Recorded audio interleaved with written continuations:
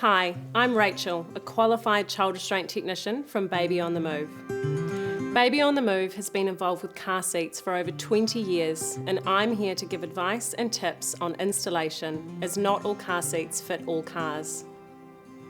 As a safety device, the main purpose of the car seat is to protect your baby in the event of an accident. So by installing it correctly, you are ensuring the car seat will protect your baby. I'm going to outline lots of handy tips, but for specific details, always follow the instruction manual for your car seat and your vehicle. By New Zealand law, it is the driver's responsibility to ensure a child is safely restrained in an approved car seat up until the age of 7. Although New Zealand Starship Hospital recommends the use of a child restraint until your child's standing height reaches 148 centimetres. All babies start off rear-facing in a vehicle. This is when they are facing towards the back of the vehicle. It is recommended to stay rear-facing until your child is at least 2 years of age, or for as long as possible. At Baby on the Move, we are big advocates for having a child rear-facing for as long as possible. A capsule, or rear-facing child restraint, commonly referred to as a car seat, is designed to absorb most of the crash forces. When children ride forward-facing, their heads, which for young toddlers are disproportionately large and heavy compared to their body, are thrown forward in a crash, possibly resulting in spine and head injuries. Babies are up to 5 times better protected from serious head, neck or spine injuries in a crash if they are rear-facing compared with forward-facing. Many parents worry about babies' legs and feet coming over the front of the capsule or car seat, but this is not a concern and not an indication that your baby has outgrown the car seat. A child has outgrown their restraint when their head is within 2 to 3 centimetres of the top of the restraint, or when they are over the maximum recommended weight of the car seat. Once you have given birth, you must have an approved child restraint. If possible, it is recommended an adult sit beside the baby in the back seat, especially for that first couple of rides. You will be looking to see that their head is not flopping forward and obstructing their airways. Vehicle seatbelts will vary in each vehicle and may require the use of a locking clip. This is a metal or plastic clip that is installed near the vehicle seatbelt buckle to lock the lap sash belt together to create a static length. For specific details, always follow the instruction manual for your car seat and your vehicle, or contact your local car seat expert at Baby on the Move. There are 2 types of vehicle seatbelt retractors: automatic locking retractor, commonly referred to as ALR, or emergency locking retractor, ELR. An ELR will require the use of a locking clip. Another type of seatbelt commonly found in older cars is called a static safety belt. This type of seatbelt does not have a retractor, so will need to be manually adjusted to fit the car seat. You may have a lap belt located in the centre rear of your vehicle. However, you need to check your car seat manual to see if it is compatible for installation. ISOFIX is an alternative method of installing, where there are 2 metal bars located in the bight of the back seat. You can never use both the seatbelt and the ISOFIX together. Another important fixture in the vehicle to be aware of is an anchor point. This is usually located in the boot, back dash or roof of your vehicle. For some car seats, a top tether strap will need to be attached to the approved anchor point. A common mistake is to confuse a luggage clip with an approved anchor point. Your local Baby on the Move car seat experts can help clarify this for you or refer to your vehicle manual. It's important to note not all vehicles come fitted with an anchor point, so you can purchase an anchor kit from Baby on the Move, which can then be installed by an approved mechanic. The selection of child restraints available in New Zealand is vast, as we accept multiple safety standards, including the Australian, New Zealand, European, and the American safety standard. Each standard has a different way their car seats are installed and must display an approved safety sticker located on the child restraint. The Australian standard can be identified by a red sticker with 5 white ticks on it. The Australian standard seats are height-based and not based on your child's weight. The top tether strap must be used in rear-facing, forward-facing and booster mode. As the top tether needs to be used rear-facing, you may require an extension strap, as the tether may not be long enough to connect to the anchor point without one. A stabilising bar may be required for rear-facing. Please refer to your manual for further instructions. The European standard can be identified by an orange sticker with a capital E, followed by a number. The number represents the European country it originates from. They have overlapping buckle tongues and generally do not have a top tether strap. Some child restraints are only installed using rigid ISOFIX and have either a 3-point or 5-point harness. European standards often have a very specific installation list for which cars they can be used in, as it does require a very long seatbelt to install compliantly.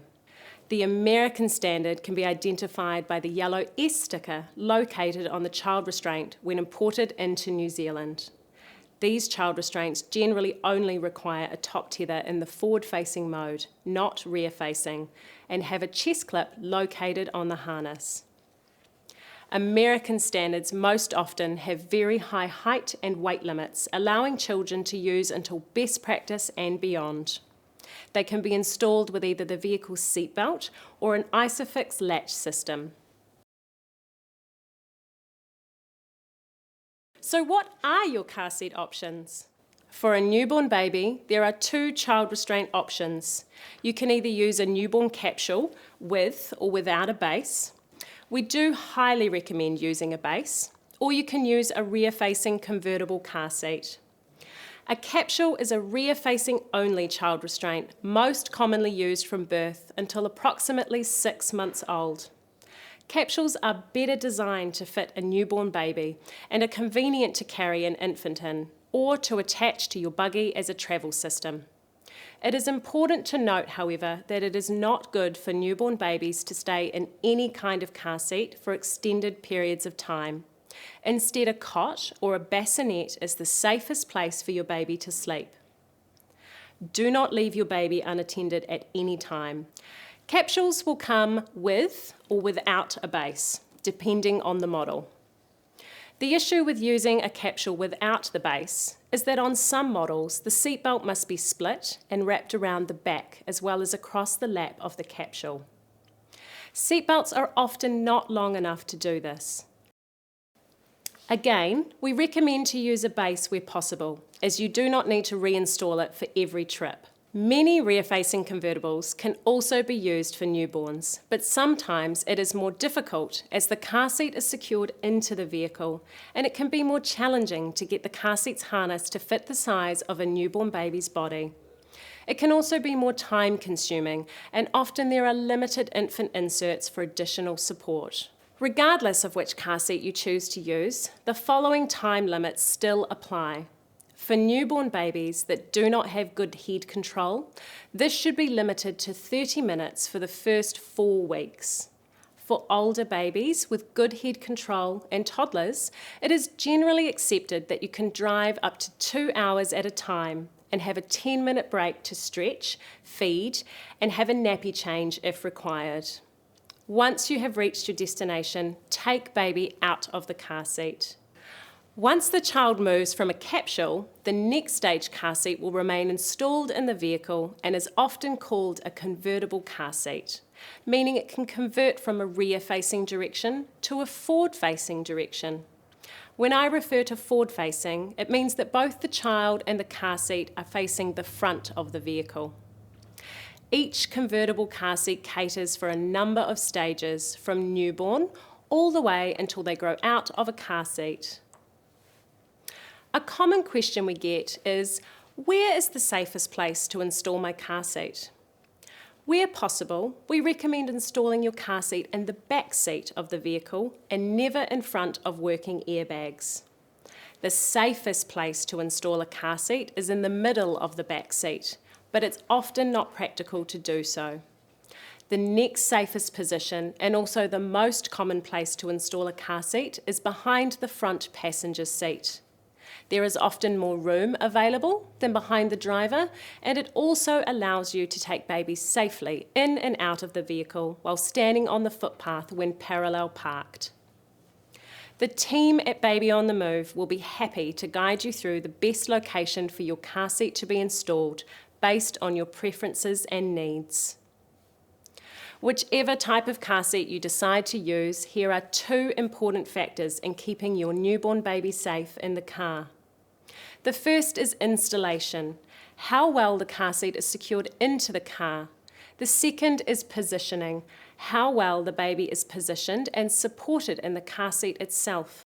It's important to have a practice installing your car seat before baby arrives.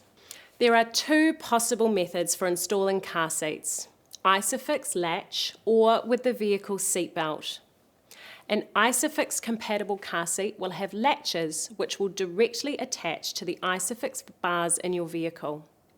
Sometimes the ISOFIX bars are easy to find. They might be clearly labelled and easy to see. Sometimes they can't be seen and you need to push your fingers into the vehicle seat bight to find them. It's important to note that ISOFIX and latch has a weight limit. Please refer to your car seat manual and vehicle manual or contact your local Baby on the Move car seat experts. Seatbelt installations require threading the seatbelt through the correct belt path, which is usually indicated by stickers on the car seat, putting some weight into the car seat to pull the belt tight, and then either applying a locking clip to the seatbelt or activating the automatic locking retractor to hold the seatbelt tight. Regardless of whether you're using ISOFIX or the seatbelt method to install your car seat, it is important to check the angle your baby will be sitting on when in the car seat and the tightness of the installation. For a newborn baby, we are aiming for approximately 45 degrees to the ground. If you imagine your baby sitting in the car seat, we want their back to be at about a 45-degree angle. This is to ensure the baby's head does not drop forward to the chest. Remember that a newborn baby does not have head control. They cannot lift their own head.